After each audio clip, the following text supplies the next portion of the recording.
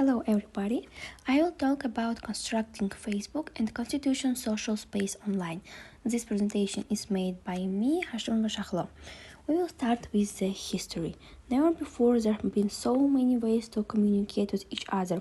Over the past 100 years, communication technologies have developed rapidly. Previously, the primary models of communication were face-to-face, telephone calls, or letters, but these are now supplemented with emails, mobile phone, text messages, instant chat messaging, internet message boards, video calling, and social networking sites. While innovations such as Google Class are currently used by only previous few, inventions such as Google Class demonstrate the potential of future technologies and the growing myriad of possible, which shape how we communicate with each other. Facebook rapidly and popular discourses. Rapidly, technologies changed has many benefits such as connectivity and convenience, but it also can be unsettling and has caused some to react with concern.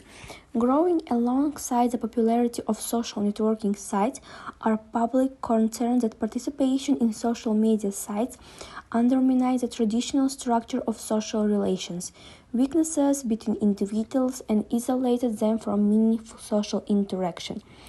But understanding those concerns is an important part of understanding the context in which Facebook exists, and consequently the context in which this project is located.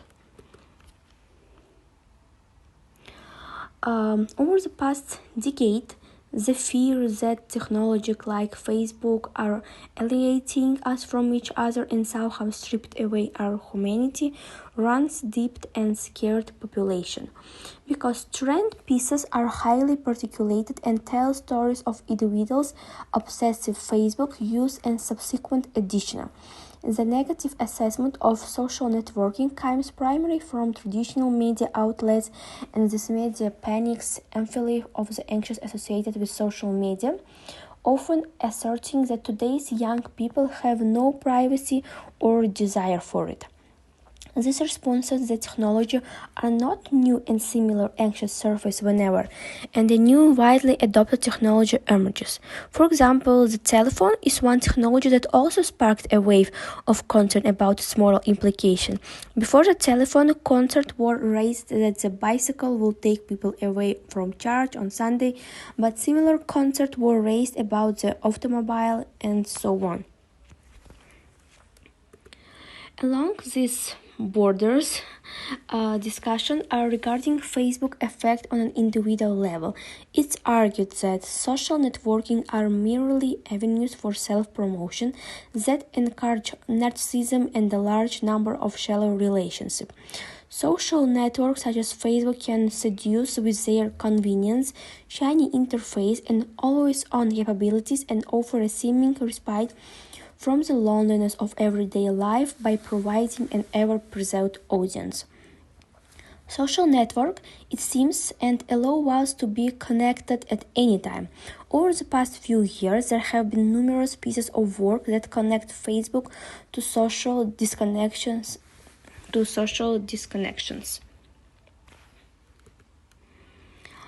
Also, various arguments that increased medication of a friendship as symbolized by Facebook cheapness and undermines the possibility of real connection and thus friendship. Facebook is considered to be a technological breakthrough. Why? Because it constitutes a form of meditation not previously experienced in inherently more dispersive way and distorting and another form of mediated communication. But about this Facebook, while in many years is not more disruptive to friendship than other form of meditation, but it also used the word friend as a catch-all for all connection contained on Facebook. Thus, it has entered everyday expression to describe people as a friend on Facebook. This term distinguishes the connection from the other types of friendship, because describing someone as a friend on Facebook generally refers the acquaintance for all types. Why people use Facebook? Because Facebook is unique.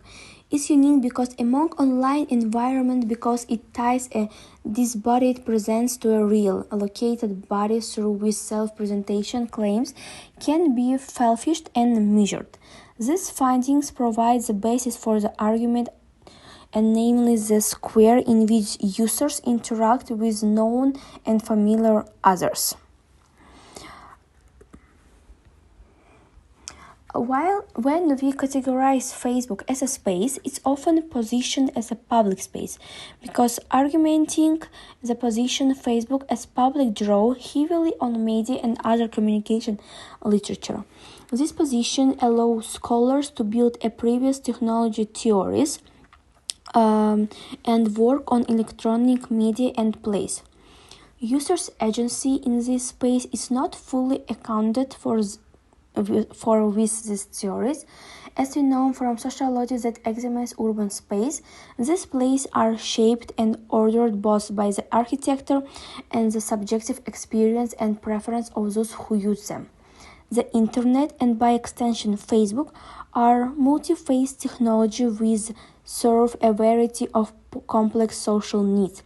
Therefore, simply categorizing Facebook as a medium may foreclose some other theoretical options available.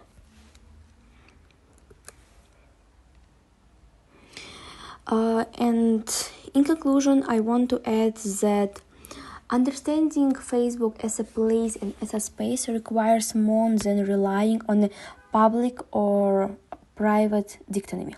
Understanding what shapes Facebook is a place is central in understanding it in social space, given Facebook is both a place and a space. As an abstract place, Facebook was created by capital for its own purpose. The preordinated uniform architecture of Facebook is reflective of this. But despite this, even abstract space can be resisted and reshaped as it's in all modern urban environments. People demonstrate agency in the reshaping both in how space is used to get around, but also in how social relations are formed, maintained, ordered, and sustained. Further, we can understand the relationship between architecture and human action as more that unidirectional relationship in which technology influences human actions, but rather as a complex dialectical in which users are shaped and shape the structure they inhabit. So, encouraged by Facebook architecture but being able to exert some agency with structure, users have created a parochial space in which they enact part of their social lives.